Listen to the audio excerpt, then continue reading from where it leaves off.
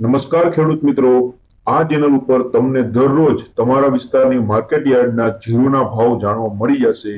દરરોજ વિડીયો મળતો રહે એટલા માટે ચેનલને સબસ્ક્રાઇબ કરી લ્યો। હવે આપણે જોઈ લઈએ જીરુના ભાવ।